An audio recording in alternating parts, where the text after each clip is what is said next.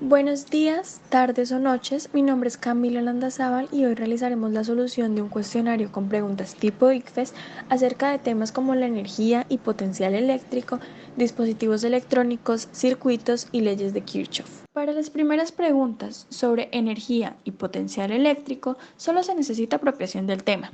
Por ejemplo, la primera pregunta nos dice, la energía utilizada para realizar un trabajo cualquiera, ¿en qué se mide?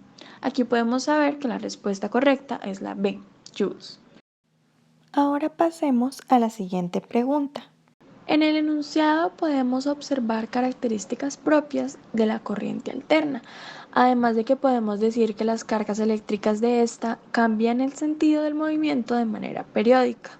Para realizar este ejercicio debemos tener en cuenta estas dos fórmulas y sobre todo las unidades. La primera es la fórmula de la potencia. Dice que la potencia es igual al voltaje o la tensión multiplicada por la intensidad. Las unidades que tenemos que utilizar son el voltaje siempre en voltios, la intensidad siempre en amperios y la potencia, que es la cantidad de energía que disipa un componente por cada segundo, la obtendremos en vatios. Con la siguiente fórmula podremos hallar la energía eléctrica, que es lo que consume un aparato que funciona durante un tiempo determinado, que es igual a la potencia multiplicada por el tiempo. Aquí debemos tener en cuenta que la potencia tiene que estar en kilovatios y el tiempo en horas, de manera que la unidad de la energía es en kilovatios por hora. Entonces podemos empezar escribiendo los datos que nos dan, que es el voltaje 220 voltios y la intensidad 3 amperios, y el tiempo estará por 15 horas. Por esto debemos empezar calculando la potencia eléctrica con la primera fórmula. Debemos obtener este resultado y dividir entre 1000, lo que nos dará el siguiente resultado. Con esta potencia podemos calcular la energía utilizando la segunda fórmula y aquí podemos ver que la respuesta nos dará 9 kilovatios por hora. El siguiente problema nos muestra un circuito eléctrico que está constituido por una pila de voltaje U y dos resistencias iguales conectadas en serie. Para medir el voltaje se instala dos voltímetros, V1 y V2, como se muestra en la imagen. Nos preguntan por el voltaje medidos por V1 y V2 respectivamente.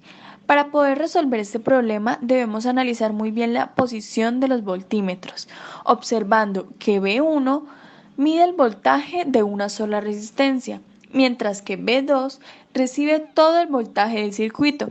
Por esta razón, la respuesta correcta es la D. El voltímetro V1 recibe solo la mitad del voltaje, mientras que V2 recibiría todo el voltaje del circuito. Tenemos un circuito que está conformado de un interruptor, un receptor y los conductores. Ya sabemos que cuando nos hablan de tensión, según la ley de Ohm, es voltaje igual a corriente por resistencia.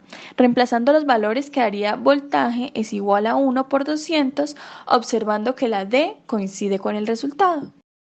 En esta pregunta lo que nos quiere dar a conocer es cómo aplicar el problema de los circuitos en la vida cotidiana. Entonces, el arquitecto tiene un problema y es que si se daña uno de los bombillos en su circuito, pues los demás van a dejar de funcionar. Para esto debemos conocer los circuitos que nos mencionan. Tenemos dos tipos, un circuito en serie y otro en paralelo. Si podemos ver acá, viaja la corriente y si R1, R2 y R3, que pueden ser bombillos, aunque se llaman resistencias, si estos llegan a dañarse, pues la corriente ya no tiene ningún otro camino por donde llegar a los demás. En cambio, si tenemos un circuito en paralelo, con el R1, R2 y R3, con los mismos bombillos, la corriente viaja por aquí, de tal modo que si el bombillo 1 se llega a dañar, no afectaría a los demás porque la corriente les llegaría por otro lado. De esta forma podemos concluir que la respuesta correcta es la C. El siguiente y último tema que vamos a ver es sobre las leyes de Kirchhoff. En estas dos preguntas podemos ver cómo describen una de las leyes de él, que son la ley de corrientes y la ley de tensiones. Y para terminar, son dos ejercicios para aplicar estas leyes teniendo en cuenta los valores de los voltajes que se evidencian en las gráficas, y aquí están las respuestas.